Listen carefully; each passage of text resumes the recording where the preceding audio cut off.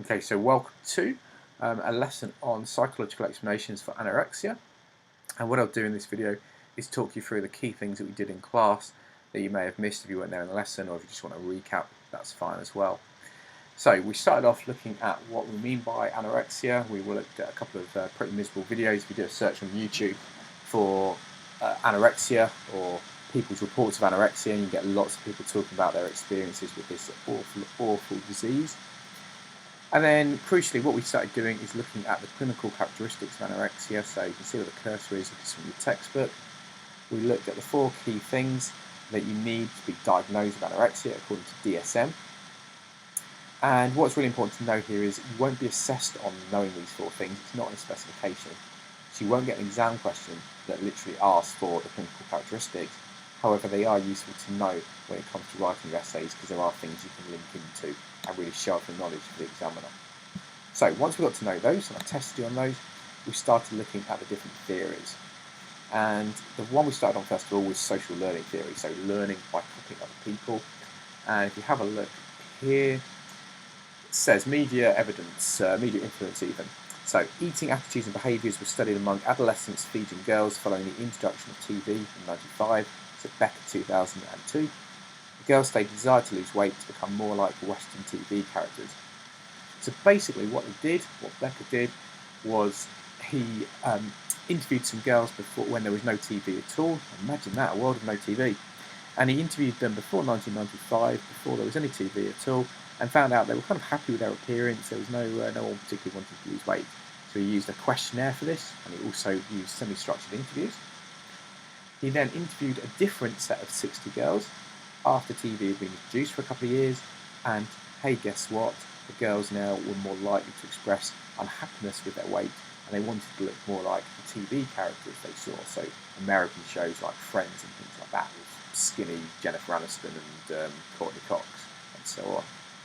Now, we got to know this study in a bit more detail, so I gave out this handout in class, which is actually very detailed, but crucially it was really the method section that we really looked at. So you can see it's like this page or so long.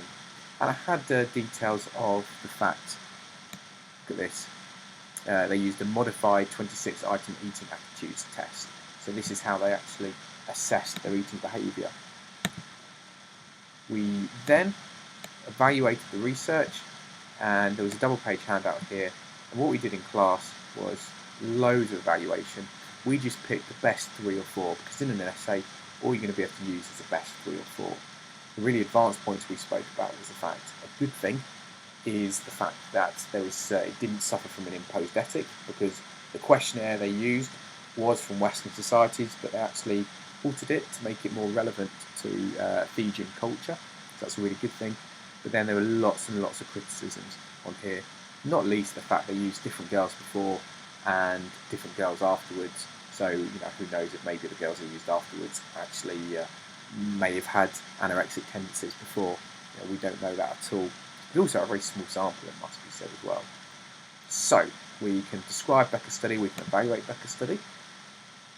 We then went on to look at other theories, and this was the next major one we looked at, which was, it doesn't actually have a title here, it should, and it should say the psychodynamic theory.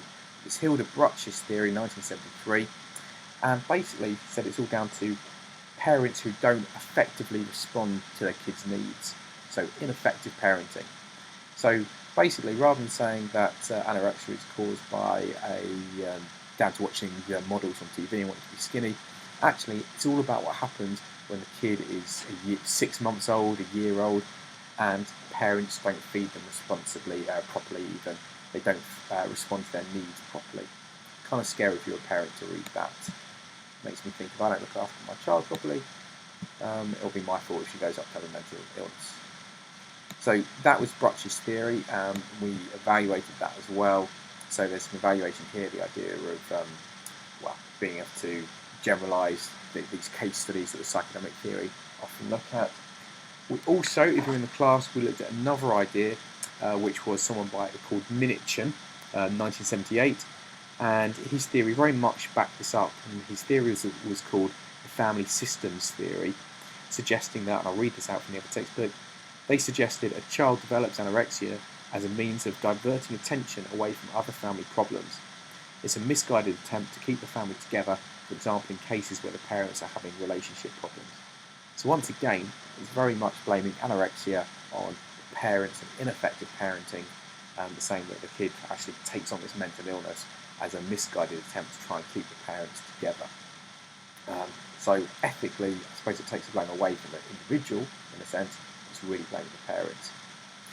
So that's the psychodynamic theory. And the final one we looked at was, we'll go back to the textbook, was the idea that personality may have an influence. And in particular, we looked at this theory of perfectionism. So you can see it's here, and Strober's looked at this, evaluated personality traits in teenage boys and girls, and if you have high levels of perfectionism, then it means you're much more likely to develop anorexia. So that's the theory.